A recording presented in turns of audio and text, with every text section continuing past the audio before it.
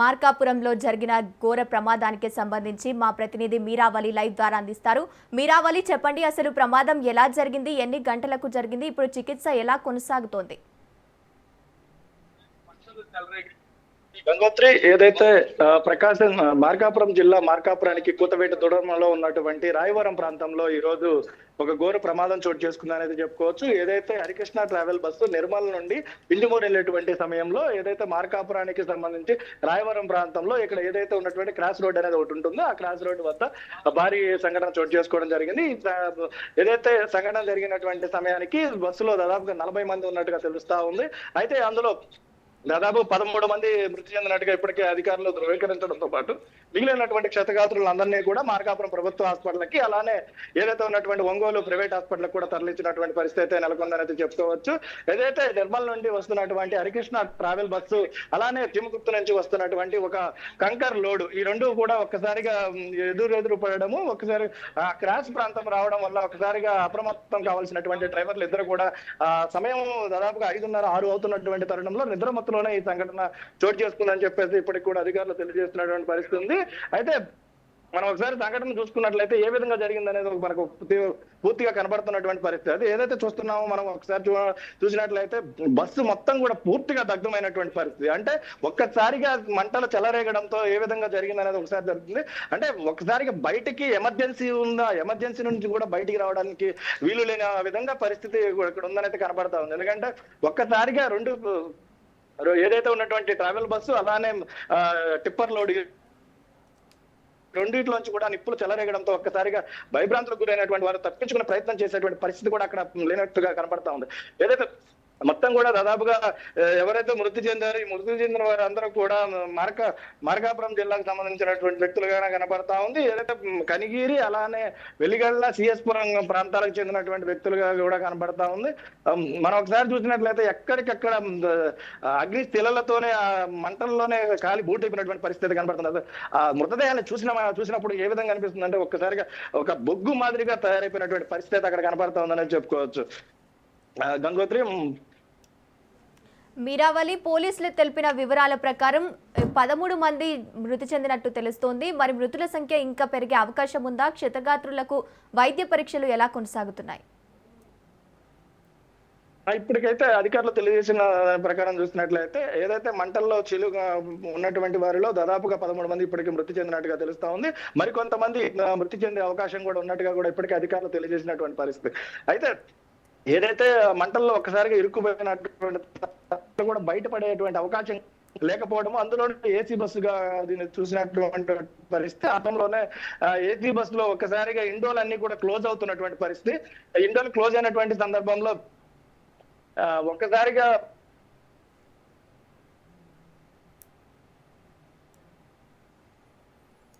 Clap తోనే కట్టవేయబడి ఉంటుంది కాబట్టి విండోస్ మొత్తం కూడా క్లోజ్ చేసి ఉంటాయి. అందువల్ల ఈ సంఘటన చోటు చేసుకున్నట్టుగా పూర్తిగా కనబడుతుంది. ఇది మనం గతంలో కూడా ఏదైతే కర్నూలులో కూడా ఇటువంటి సంఘటన జరిగింది, దాంట్లో కూడా దాదాపుగా 40 మంది దాకా చనిపోయినటువంటి పరిస్థితి అయితే మనం చూసే ఉన్నాం. అంటే పూర్తిగా చూసినట్లయితే ఇది అధికారుల నిర్లక్ష్యం కూడా దీంట్లో కొత్త ఎత్తున కనబడుతుంది అనేది చెప్పుకోవచ్చు. ఎందుకంటే ఆర్టీఐ అధికారులు అప్పటికప్పుడు పర్యవేక్షిస్తూ ఉండాల్సినటువంటి పరిస్థితి ఉంది. కానీ అధికారులు ఎక్కడికక్కడ నిమ్మకు నీరెత్తినట్టుగా వ్యవహరిస్తున్నటువంటి పరిస్థితి. ఏదైనా సంఘటన జరిగినప్పుడు మాత్రమే అధికారులు ముందుకు వస్తున్నారే తప్ప తర్వాత కూడా దాన్ని పట్టించుకున్నటువంటి పరిస్థితి ఎక్కడ కూడా కనబడట్లేదు. ఎందుకంటే హైవే రోడ్లలో ఎక్కువగా తీవ్రతంగా హైవే మీద పోతున్నటువంటి పరిస్థితి ఉంటుంది. కానీ అటువంటి పరిస్థితుల్లో ఏదైనా సంఘటన జరిగినప్పుడు మాత్రమే అధికారులకు ఇలాంటి సంఘటనలు జరుగుతున్నాయనే ఆలోచన మీదకి చేస్తున్నారే తప్ప తర్వాత మళ్ళీ దాన్ని పట్టించుకోవడం కానీ ఏది ఉండదు. అయితే ఏదైతే ఉన్నటువంటి ఎస్పీ హర్షవర్ధన్ రాజు చొరవ చూసుకొని ఈ రోజు మొత్తం కూడా ఎక్కడికక్కడ ట్రాఫిక్ ను కూడా క్లియర్ చేయడంతో పాటు ఎక్కడ కూడా ఎటువంటి సంఘటన జరగకుండా ఇప్పటికే పోలీస్ యంత్రాంగం కానీ, పరీక్ష సిబ్బంది కానీ మొత్తం కూడా ఎక్కడే సంఘటన స్థలాలు చేరుకొని కానీ ఇప్పుడు మంటలు ఆర్పివేయడం కూడా మనం చూసినట్లయితే పోలీస్ అధికారులు శబాస్ పోలీస్ అనే పరిస్థితి అయితే ఈ రోజు తీసుకొచ్చిందని అయితే కనపడతా ఉంది. ఏదైతే కర్నూలులో జరిగినటువంటి సంఘటన తర్వాత కూడా ఏదైతే తెలుగు రాష్ట్రాల్లో ఉన్నటువంటి ముఖ్యమంత్రులు అప్పుడే ఆ రోజు ఆదేశాలు కూడా జారీ చేసినటువంటి పరిస్థితి ఉంది. ఇటువంటి సంఘటనలు పునరావృతం కాకూడదు కాబట్టి ఖచ్చితంగాను ఎక్కడైనా కూడా ఎవరైనా ప్రైవేట్ ట్రావెల్స్ వాళ్ళు నిద్రమత్తులో ఉన్నప్పుడు ఖచ్చితంగా పోలీస్ అధికారులు కానీ, అలానే ఆర్టీఐ అధికారులు కానీ వాళ్ళని కొంత నియంత్రించేసి వారికి బాటిల్ ఇచ్చేసి వారిని ఏదైతే ఉన్నటువంటి కొంచెం ఇబ్బందులు లేకుండా పంపించమని చెప్పినటువంటి పరిస్థితి. అయినా కూడా ఎక్కడ కూడా ఆర్టీఐ అధికారులు కొంత నిర్లక్ష్యం ఇచ్చినటువంటి పరిస్థితి కనబడతా ఉంది. ఎందుకంటే పరిస్థితి జరిగిన తర్వాత, చేయి దాటిన తర్వాత వస్తున్నటువంటి పరిస్థితి మనకు కనబడతా ఉందనేది చెప్పుకోవచ్చు. అదేవిధంగా ఇప్పటికే పలు సంబంధించినటువంటి ఎమ్మెల్యేలు, మంత్రులు కూడా ఇప్పటికి సంఘీభావం ప్రగాఢ సానుభూతి తెలియజేసినటువంటి పరిస్థితి మనకు కనబడతా ఉంది. అదేవిధంగా తెలుగు రాష్ట్రాలకు సంబంధించినటువంటి ఎవరైతే చంద్రబాబు నాయుడు అలానే రేవంత్ రెడ్డి వారిద్దరూ కూడా ప్రగాఢ సానుభూతిని దిగ్భ్రాంతి వ్యక్తం చేసినటువంటి పరిస్థితి మనం చూస్తూ ఉన్నాము. మొత్తం మీద చూసుకున్నట్లయితే ఈ రోజు జరిగినటువంటి సంఘటన మరోసారి జరిగేటువంటి పరిస్థితులు మళ్ళా కొట్టెత్తినట్టుగా కనబడుతున్నాయి. ఎందుకంటే అధికారుల నిర్లక్ష్యం అనేది ఇక్కడ స్పష్టంగా కనబడుతుందని అయితే మనకు కనబడతా ఉంది. గంగోత్రి, మీరావళి బస్సు ప్రమాద ఘటనపై ఏపీ సీఎం చంద్రబాబు అలాగే పలువురు రాజకీయ నాయకులు తీవ్ర దిగ్భ్రాంతి వ్యక్తం చేశారు. మరి మరణించిన వారికి ఎక్స్గ్రేషియా ఏమైనా ప్రకటించే అవకాశం ఉందా? క్షతగాత్రులకు, మరణించిన కుటుంబ సభ్యులకు ఎంతవరకు ఎక్స్గ్రేషియా ప్రకటించే అవకాశం ఉంది?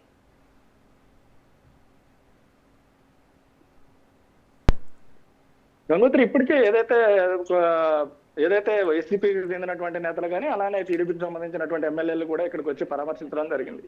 అదేవిధంగా ఎందుకు జరుగుతున్న సంఘటనలు అనే దాని మీద కూడా ఇప్పటికే అధికారులను అడిగి తెలుసుకుంటున్నటువంటి పరిస్థితి కూడా మనం చూస్తూనే ఉన్నాం. అదేవిధంగా ఇప్పుడు మనం చూసినట్లయితే ఎవరైతే చనిపోయినటువంటి 13 మంది ఉన్నారో 13కి సంబంధించినటువంటి డెడ్ బాడీల దగ్గరికి ఇప్పటికే బంధువులు అలానే తల్లిదండ్రులు వచ్చేసి అక్కడ ఇదే విచారమైనటువంటి పరిస్థితి అక్కడ నెలకొందని చెప్పుకోవచ్చు.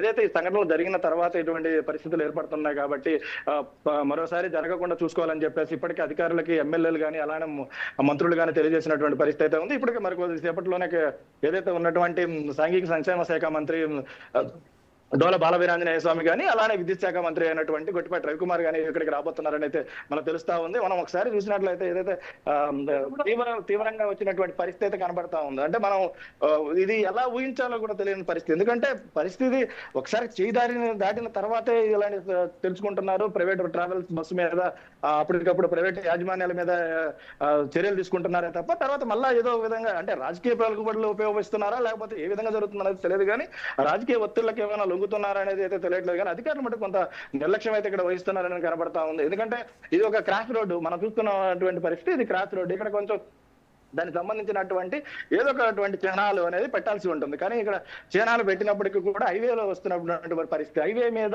ఇంత పెద్ద క్రాస్ ఉండడం వల్ల ఖచ్చితంగా ప్రమాదాలు చోటు చేసుకున్నటువంటి పరిస్థితి ఉంది. అంటే గతంలో కూడా ఇలాంటి సంఘటనలు చోటు చేసుకుంటున్నటువంటి పరిస్థితి ఉంది. అంటే ఇది పెద్ద తీవ్రతగా కనబడతా ఉంది. కానీ గతంలో ఇలాంటి చాలా చోట్ల కూడా జరిగినటువంటి పరిస్థితి ఉంది. అంటే ఇదే ప్రదేశంలో చిన్న చిన్న యాక్సిడెంట్లు కూడా జరిగినటువంటి పరిస్థితి. అయితే ఆ చిన్న చిన్న యాక్సిడెంట్లు ఎప్పుడు కూడా అంత అధికారులకి తెలిసినప్పుడు కూడా దాన్ని పెద్ద పట్టించుకున్నటువంటి పరిస్థితి. అయితే ఈ రోజు ప్రమాదం ఎక్కువ తీవ్రత వచ్చింది కాబట్టి ఈ రోజు ఖచ్చితంగా అధికారులు మొత్తం కూడా ఇక్కడ ఏర్పాటు చేయడం జరిగింది. అంటే ఇప్పుడు జనాలు కానీ ఏదైనా కానీ ట్రాఫిక్ మళ్లించేటువంటి పరిస్థితులు చేస్తున్నారు. అంటే జరిగిన తర్వాత రావడమే తప్ప ముందు చూపు ఎందుకు ఉండకపోతుంది? అంటే ఎందుకు ఈ విధమైనటువంటి పరిస్థితి ఏర్పడుతుంది?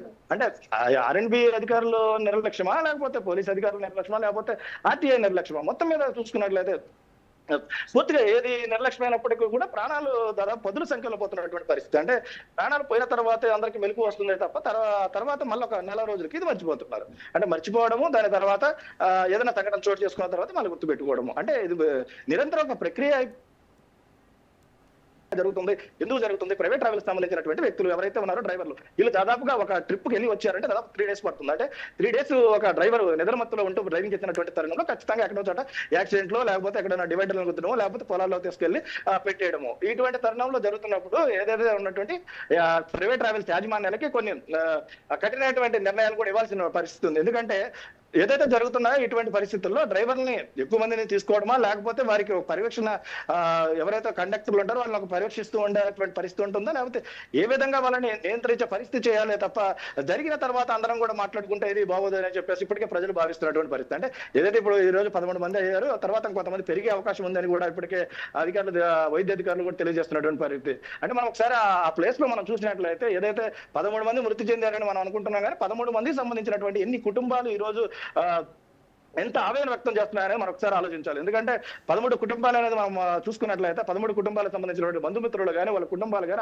వాళ్ళ గ్రామాలు కానీ అన్ని మొత్తం ఒకసారి చూసుకున్నట్లయితే ఎంత దిగ్భ్రాంతి వ్యక్తం చేస్తుందో, ఆ గ్రామాల్లో ఎంత విషాద ఛాయలు అలుముకున్నాయనేది అయితే మనం ఒకసారి పూర్తిగా గమనించాల్సిన పరిస్థితి. మనం అంటే ఏదైతే చూస్తున్నామో ఇది కేవలం ఒక యాక్సిడెంట్ గానే మనం చూడకూడదు. ఎందుకంటే ఇలాంటి జరిగినప్పుడు మనం పట్టించుకుంటున్న తర్వాత పరిస్థితుల్లో ఏమవుతుందనే దాని మీద కూడా ఇప్పటికి ఎవరు కూడా పట్టించుకునే పరిస్థితి అవుతుంది.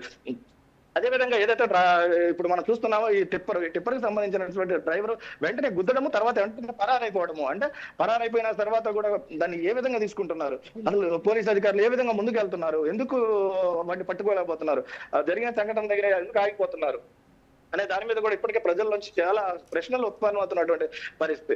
ఎందుకంటే ట్రావెల్ బస్సులు కానీ అలానే ఓవర్లోడ్ తో వెళ్తున్నటువంటి టిప్పర్లు కానీ, టిప్పర్లకు కూడా అతివేగం ఎక్కువ అవుతుంది. అంటే అతివేగంగా వస్తున్నటువంటి పరిస్థితి ఎక్కువగా ఉందనేది చెప్పుకోవచ్చు. అతివేగంగా నియంత్రించాల్సిన పరిస్థితి ఎవరి మీద ఉంది? పోలీస్ అధికారుల మీద ఉంటుంది. మరి ఎందుకు పోలీస్ అధికారులు నియంత్రించలేకపోతున్నారు అనే దాని మీద కూడా ప్రతి విషయంలో కూడా ఎక్కడికక్కడ అధికారుల నిర్లక్ష్యం అనేది అయితే ఈ రోజు స్పష్టంగా కనబడుతున్నటువంటి పరిస్థితి కనబడతా ఉంది గంగోత్రి.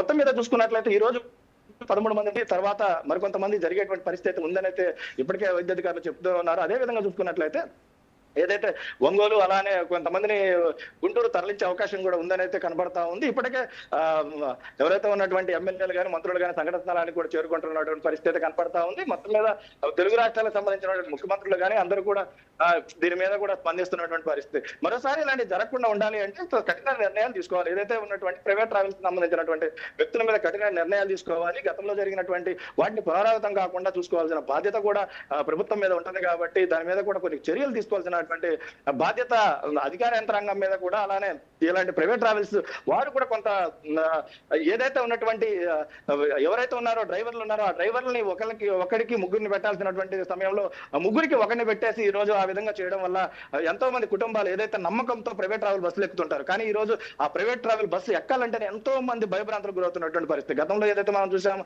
కర్నూలు సంఘటన, అదే విధంగా ఈ రోజు మార్కాపురం సంఘటన, ఇలా ప్రతి చోట జరుగుతున్నటువంటి సంఘటన చూసినట్లయితే ప్రైవేట్ బస్సు ఎక్కాలంటేనే భయపడుతున్నటువంటి పరిస్థితి ఇక్కడ కనబడతా ఉందనేది చెప్పుకోవచ్చు. ఎందుకంటే ప్రైవేట్ బస్సులు ఎక్కితే ఏంటంటే సమయం తక్కువలో వచ్చేస్తాం, సమయం తక్కువగా రావడంతో పాటు ఆ స్లీపింగ్ మోడ్ ఉంటుంది, అంటే ప్రశాంతంగా పడుకునే రావచ్చు అనే ఆలోచనతో వచ్చినటువంటి ప్రతి ప్రయాణికుడు పడుకోవడం ప్రయాణం అనే దాన్ని ఈ రోజు వాళ్ళని స్వర్గస్తులు చేస్తున్నటువంటి పరిస్థితి ఇక్కడ కనపడతా ఉంది. అంటే ప్రైవేట్ ట్రావెల్స్ యాజమాన్యాలు దీని మీద కొంత నిర్లక్ష్యం వహిస్తున్నప్పుడు అధికార యంత్రాంగం కూడా దాని మీద కఠిన నిర్ణయాలు తీసుకుంటే తప్ప ఈ నిర్ణయం మీద కొలికి రాదని చెప్పేసి ఇక్కడ ప్రజలు అలానే ఎవరైతే ఉన్నటువంటి ఆవేదన వ్యక్తం చేస్తున్నటువంటి బంధుమిత్రులు తెలియజేస్తున్నటువంటి పరిస్థితి గంగోత్రి.